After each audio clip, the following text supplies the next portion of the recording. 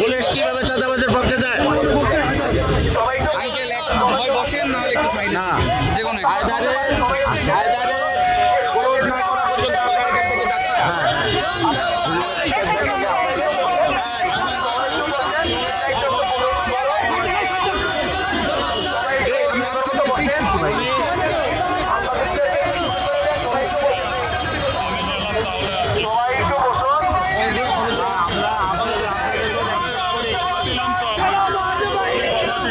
হায়দারের বিরুদ্ধে আপনি একটু আসুন। আর আমাদেরকে মেরে ফেলার পরে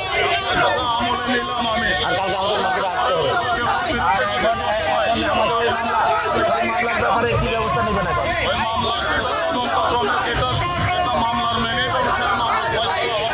আর এই যে আজকে মামলা নেন, আমরা আগে চেঞ্জ করে দিই। আমরা নতুন মামলা করি। না, তাহলে কথা শেষ করে।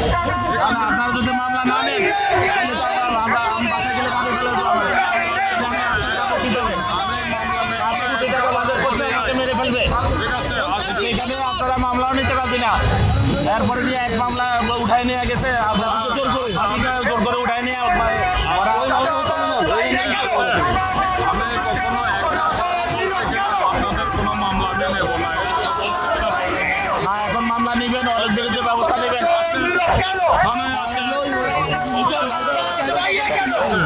না, আমরা মামলা করার জন্য ওই সভাপতি ওখানে নিয়ে আসো, সভাপতি নিয়ে আসো।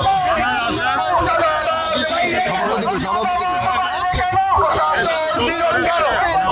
আমার কোনো শত্রুতা নাই, আমাদের কারো কোনো শত্রুতা নাই, কিন্তু উনি যেটা করছে এটা কিন্তু হয় না। ঠিক আছে, এটা হয় না। এটা আমি ব্যবস্থা নেব তদন্ত করে। একজন পুলিশ থাকবে মানুষ, নিরীহ মানুষের সাথে, সাধারণ ব্যবসায়ীর সাথে।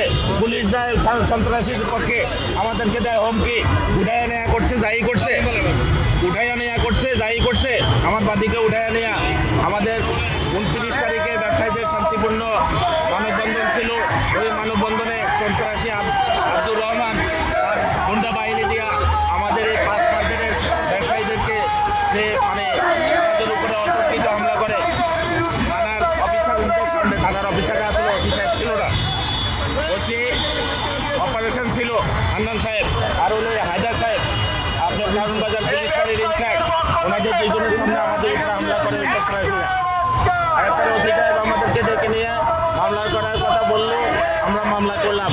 30 জন সন্ত্রাসীর নাম দিয়ে যাদেরকে চিনছি, আর যাদেরকে চিনি নাই অজ্ঞাত আরও 35-40 জন দিয়ে। তারপরে দিয়া ওনারা 1 হইতে 10 নম্বর পর্যন্ত কাউকে অ্যারেস্ট করতে পারে নাই।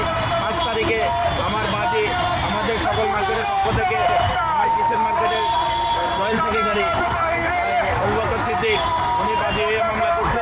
5 তারিখে ওনাকে